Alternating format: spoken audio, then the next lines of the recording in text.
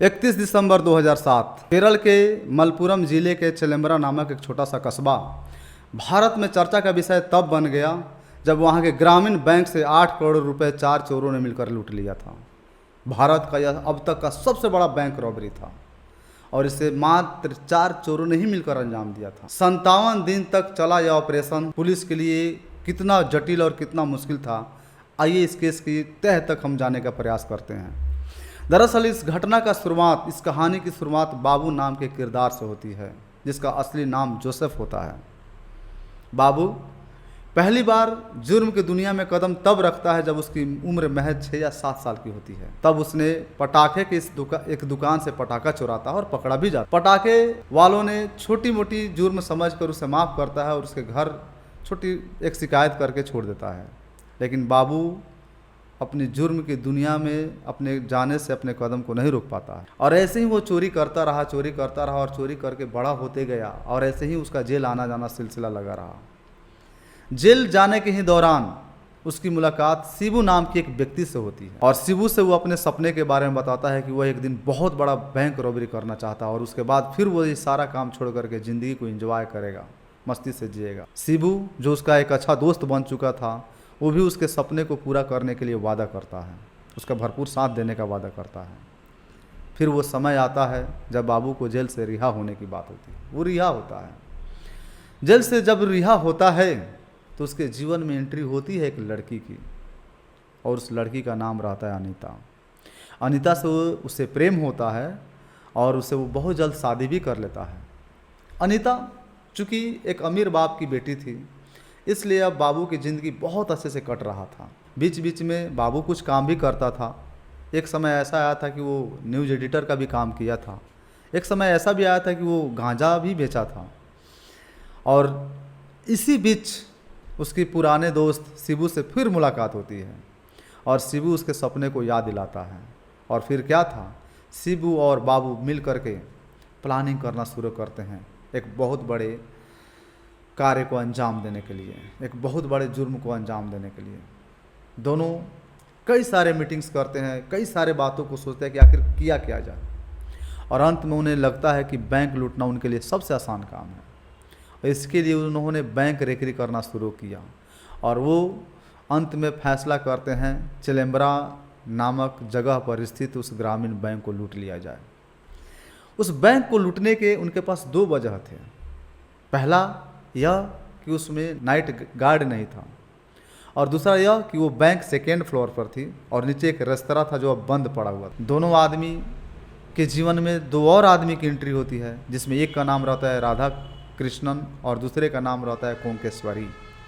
ये कोंकेश्वरी कोई और नहीं बल्कि राधा कृष्णन की पत्नी होती है। अब चारों आदमी मिल करके उस बैंक को लूटने के बारे में प्लानिंग करना शुरू करते हैं और इसके लिए उनको चाहिए था उस बैंक के नीचे बंद पड़ा रेस्तरां। इसलिए बाबू उस रेस्तरां के मालिक के पास जाता है और उस रेस्तरां को प्रत्येक दिन 300 रुपये देने की बात करता है और 50,000 रुपया एडवांस देने की बात करता है। चूँकि रेस्तरां बंद था इसीलिए रेस्तरां के मालिक राजी होता है कि चलो भाई दे दिया जाए। रेस्तरां उनको मिलता है और रेस्तरां में रीमॉडलिंग के काम के नाम पर वे बहुत सारे मटेरियल्स गिरवाते हैं ताकि लोगों को लगे कि अंदर रीमॉडलिंग का काम हो रहा है और रेस्तरां फिर से ओपन होने वाला है, लेकिन अंदर तो कुछ और ही चल रहा था।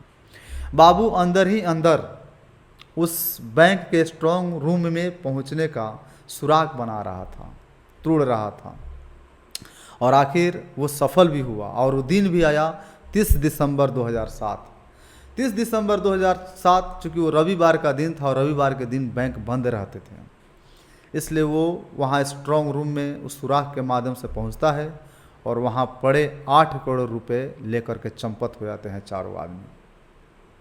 चूँकि यह भारत का सबसे बड़ा बैंक रॉबरी था, इसलिए भारत में बहुत तेज़ी से खबर फैलती है और ये पुलिस के लिए एक बहुत बड़ा चैलेंज बन जाता है। फिर क्या था, पुलिस अब इस केस की छानबीन करता है और छानबीन के लिए सुप्रिटेंडेंट पी विजयन की निगरानी में एक टीम का गठन होता है और टीम इस केस के छानबीन में लग जाते हैं। छानबीन में उन्हें कुछ पता नहीं चलता है, कुछ हाथ नहीं लगता है, कुछ सुराग नहीं मिल पाता है।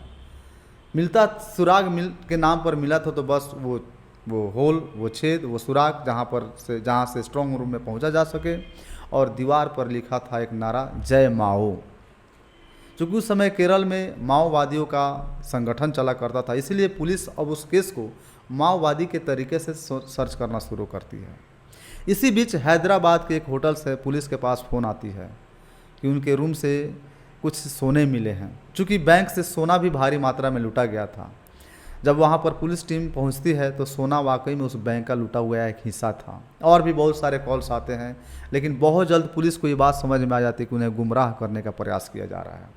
फिर क्या था, केस को फिर से शुरू से सर्च करने का काम किया जाता है और वहाँ के आसपास में ही एक मोबाइल टावर से उस रात जितने भी कॉल्स आए गए रहते हैं उसका मतलब छानबीन करने का ये मतलब फैसला लिया जाता है। काम हालांकि मुश्किल था लेकिन नामुमकिन नहीं। उस समय 20 लाख कॉल्स को मतलब डिटेल निकालना था, सुनना था।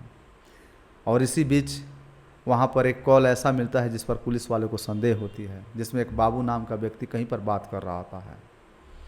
चूँकि बाबू के पास उस समय CDMA फ़ोन था जो बिना सिम का चला करता था और यही वो फ़ोन बाबू तक पहुँचने का सबसे बड़ा जरिया बना और पुलिस को सफलता मिली।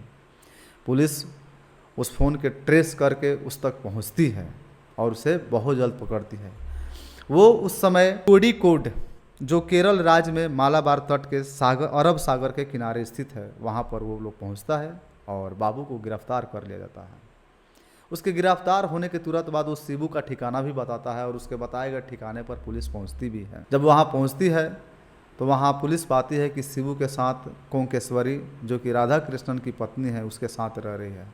मतलब कोंकेश्वरी अपने पति राधा कृष्णन को छोड़कर अब शिबू के साथ रह रही होती। दोनों को वहाँ से गिरफ्तार कर लेता और उन दोनों के माध्यम से राधा कृष्णन को भी गिरफ्तार कर लिया जाता। बहुत जल्द चारों को गिरफ्तार करके उन पर मुकदमे चलाए जाते। 5 साल के मुकदमे चलने के बाद कोंकेश्वरी को रिलीज कर देता है, रिहा कर देता है और 10 साल तक इन तीनों को सज़ा बरकरार रखी जाती है। 10 साल के बाद रिहा जब होते हैं तो बाबू एक ज्वेलरी शॉप में जाकर के चोरी करता है और चोरी करते वक्त पकड़ा जाता है। चूँकि बैंक से लूटा गया बाकी जो ज्वेलरी उसने कहीं बेचा था या रखा था उसी ज्वेलरी शॉप में रखा था जिसमें उसने चोरी करने गया था।